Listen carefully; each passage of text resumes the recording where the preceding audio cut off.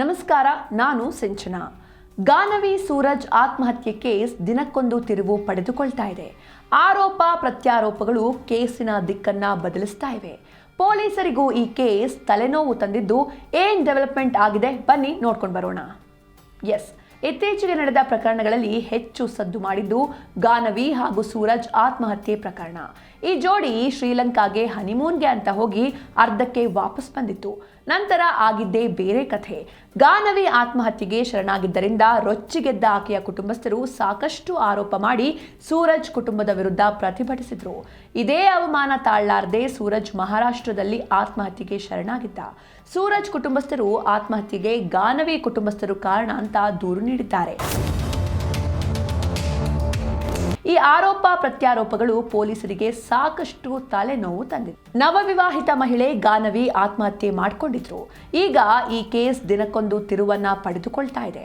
ಮಗಳ ಸಾವಿಗೆ ಆಕೆಯ ಗಂಡನ ವರದಕ್ಷಿಣೆ ಕಿರುಕುಳವೇ ಕಾರಣ ಎನ್ನಲಾಗ್ತಾ ಇತ್ತು. ಆದ್ರೆ ಗಾನವಿ ಹಳೆ ಪ್ರೀತಿಯೇ ಈ ಎಲ್ಲಾ ರಾಧಾಂತಕ್ಕೆ ಕಾರಣ ಅನ್ನೋದು ಸೂರಜ್ ಕುಟುಂಬಸ್ಥರಿಂದ ತಿಳಿದು ಬಂದಿದೆ. ಅಕ್ಟೋಬರ್ನಲ್ಲಿ ಅದ್ಧೂರಿಯಾಗಿ ಮದುವೆಯಾದ ಗಾನವಿ ಮತ್ತು ಸೂರಜ್ ಇತ್ತೀಚೆಗೆ ಶ್ರೀಲಂಕಾಗೆ ಹನಿಮೂನ್ಗೆ ಅಂತ ತೆರಳಿದ್ರು.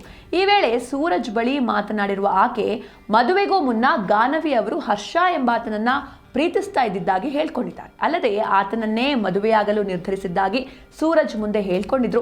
ಮನೆಯವರ ಒತ್ತಾಯಕ್ಕೆ ಮಣಿದು ಈ ಮದುವೆಯಾಗಿರೋದಾಗಿ ಗಾನವಿ ತಿಳಿಸಿದಾಗ ಸೂರಜ್ ತೀವ್ರ ಆಘಾತಕ್ಕೊಳಗಾಗಿದ್ರು.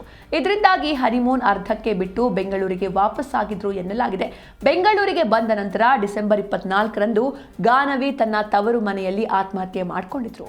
ಮಗಳ ಸಾವಿನ ಬೆನ್ನಲ್ಲೇ ಗಾನವಿ ತಾಯಿ ರುಕ್ಮಿಣಿ, ಪತಿ ಸೂರಜ್ ಮತ್ತು ಆತನ ಕುಟುಂಬದ ವಿರುದ್ಧ ವರದಕ್ಷಿಣೆ ಕಿರುಕುಳ ಹಾಗೂ ಇನ್ನಿತರ ಗಂಭೀರ ಆರೋಪಗಳನ್ನು ಮಾಡಿ ವಿದ್ಯಾರಣ್ಯಪುರ ಠಾಣೆಯಲ್ಲಿ ದೂರು ಕೊಟ್ಟರು. ಈ ಆರೋಪಗಳಿಂದ ತೀವ್ರವಾಗಿ ನೊಂದಿದ್ದ ಸೂರಜ್ ಮಹಾರಾಷ್ಟ್ರಕ್ಕೆ ತೆರಳಿ ಅಲ್ಲಿನ ಲಾಡ್ಜ್ ಒಂದರಲ್ಲಿ ಆತ್ಮಹತ್ಯೆ ಮಾಡಿಕೊಂಡಿದ್ರು. ಸೂರಜ್ ಜೊತೆಗಿದ್ದ ಅವರ ತಾಯಿ ಜಯಂತಿ ಕೂಡ ಆತ್ಮಹತ್ಯೆಗೆ ಯತ್ನಿಸಿದ್ರು. ಸದ್ಯ ಅವರು ಚಿಕಿತ್ಸೆ ಪಡೀತಾ ಇದ್ದಾರೆ. ಅವರು ಸಂಪೂರ್ಣ ಚೇತರಿಸಿಕೊಂಡ ನಂತರ ಮತ್ತಷ್ಟು ಮಾಹಿತಿ ತಿಳಿದು ಬರಲಿದೆ. ಸೂರಜ್ ಸಾವಿನ ನಂತರ ಆತನ ಭಾವ ರಾಜ್ಕುಮಾರ್ ಪೊಲೀಸರಿಗೆ ದೂರು ನೀಡಿದ್ದಾರೆ. ನವವಿವಾಹಿತ ಗಾನವಿ ಸೂರಜ್ ಆತ್ಮಹತ್ಯೆ ಪ್ರಕರಣಕ್ಕೆ ಬಿಗ್ ಟ್ವಿಸ್ಟ್ ಸಿಕ್ಕಿದ್ದು, ಸೂರಜ್ ಸಾವಿನ ಸಂಬಂಧ 9 ಮಂದಿ ಮೇಲೆ ಎಫ್ಐಆರ್ ದಾಖಲಾಗಿದೆ. ಸೂರಜ್ ಸಹೋದರ ಸಂಜಯ್ ಪತ್ನಿ ದೂರು ನೀಡಿದ್ದು, ಸೂರಜ್ ಸಾವಿಗೆ ಗಾನವಿ ಕುಟುಂಬ ಕಾರಣ ಅಂತ ಎಫ್ಐಆರ್ನಲ್ಲಿ ಉಲ್ಲೇಖಿಸಲಾಗಿದೆ.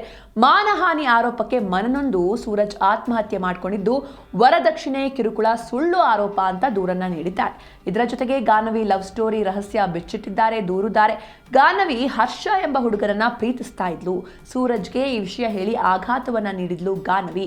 ನಿಮ್ಮನ್ನ ಮದುವೆ ಆಗಿದ್ದು ಇಷ್ಟ ಇಲ್ಲ ಅಂದಿದ್ಲಂತೆ. ಇದೇ ಕಾರಣಕ್ಕೆ ಹನಿಮೂನ್ನಿಂದ ಕೂಡಲೇ ವಾಪಸ್ ಆಗಿ ಈ ವಿಚಾರವನ್ನ ಗಾನವಿ ಮನೆಯವರಿಗೆ ಸೂರಜ್ ತಿಳಿಸಿದ್ದ. ಹೀಗಾಗಿ ಡಿಸೆಂಬರ್ 24ರಂದು ಗಾನವಿ ಆತ್ಮಹತ್ಯೆಗೆ ಯತ್ನಿಸಿದ್ಲು ಅಂತ ದೂರಿನಲ್ಲಿ ಉಲ್ಲೇಖಿಸಲಾಗಿದೆ.